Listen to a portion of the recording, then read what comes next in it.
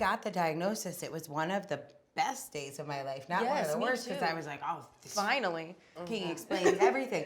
But I often don't tell people because when I do, they're always like, you? No way. Yes. And sometimes they say it like they think they're giving you a compliment. Oh, no, they definitely. They're like, I mean, generally. Yeah, no, it's true. It's very offensive. And that's something that I go back and forth with because I was like, if I was diagnosed when I was younger, would I have been held back from a lot of things that I did? Like, would people then treat me differently? And because of that, I wouldn't be pushed as much. But then also, in a lot of ways, it would have helped. And so I go, it's hard. I go back and forth with that. yeah. Every single person, they're like, why are you so anti-social? They're never knowing why. And my grandmother, she always like, because I was a very shy kid, she always called me bashful, not knowing that it was a reason for that. Right. Like whenever someone like in my family, they were like, can you give me a hug? I'd be like, Why? don't touch me. The only people that were like allowed, like I would allow, was my mom and my grandmother. Anyone else, no hugs. I was diagnosed when I was 21, and nothing was suspected beforehand. I was completely missed, and I found out from a YouTube video. Nice. Like, not like found out, but like that's what kind of like started the whole process, was like I happened to watch this YouTube video, and I found it very relatable, and as one does with Asperger's or autism, you just go down that hole. Yeah, exactly. So I got just like, that's just the only thing that consumed my life, because I was like, I want to make sure that I know I have this before I tell anybody. Like if I told my parents, I wanted to make sure that I knew, you know? And so I told my parents, and it was a little rough at first because it's always kind of like, it's jarring. When you were doing all that reading, were you kind of connecting the dots looking backwards? Did it explain things about what were some of the things that were light bulbs for you? I think a big thing was like everything as a child that I was like, why am I doing this? I don't know why I'm doing this. Like I remember one time in high school being like, one day I'll know something that I don't know now. And I can't pinpoint what it is, but it'll like give me a reason for everything. And a big thing that I used to do when I was really little was like the bell would ring and I would stay and I would hide. And now I realize it was just because I was overwhelmed by people and I just needed a break. And so I would do that and I didn't understand why, and I would kind of lie to my parents and be like, I was stuck in the bathroom.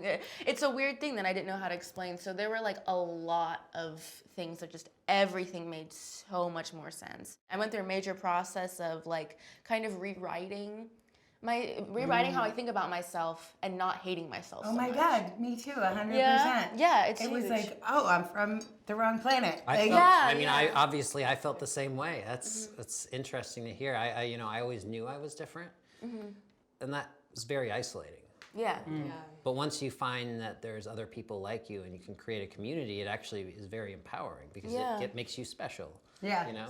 And you feel less like crazy. Like I used to think everything, I was like my fault. I was not hiding things well enough. Like everybody was having these troubles and like what the hell is wrong with me? And it just was like, oh, it's nothing wrong. It's okay. And it was nice to be like, oh, this is why I do this.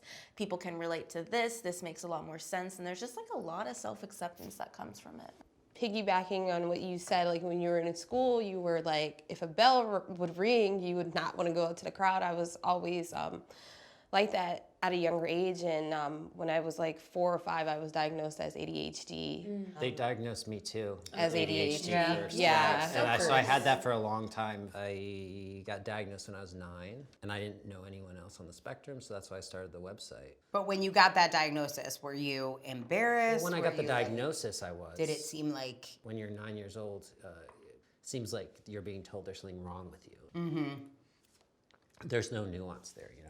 For me, I was pretty suicidal, and I was always a cutter, which was the way I sort of dealt with things being uncomfortable. And like so many people that I know stories of who have had depression or even suicide because I think in a lot of ways, like, because it was undiagnosed. Yes, absolutely. Like there You was feel so like you're much crazy. self-hate. Like I totally felt self-hate can just get so intense. And there's unfortunately, it's reinforced when you hear this idea of pitying people who are different and that there's something wrong with you and that it's not just a natural part of who we are.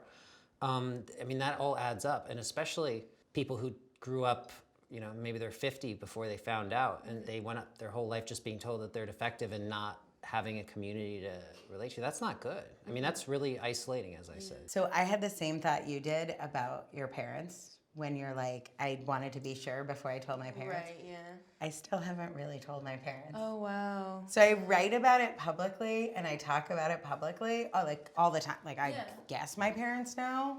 Right. I don't actually know, but I didn't know how to have that conversation, and I didn't want to hear them try and talk me out of it.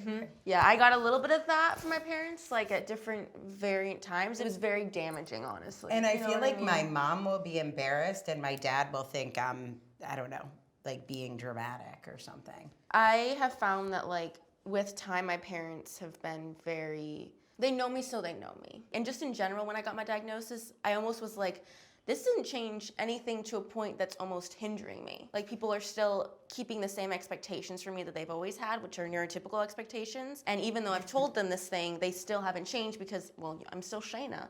And in some ways that's nice, but in other ways it's like, if I could just get a little adjustment. What would you say to somebody who is at the point where we were at, you know, before our diagnosis, where they really didn't like some of the characteristics about themselves, who does just want it to go away, who just wants to be neurotypical, who wants to fit in, who wants to... I definitely went through a major period of that, and I was filled with a lot of anger. Like I was so angry and I didn't know where to put it.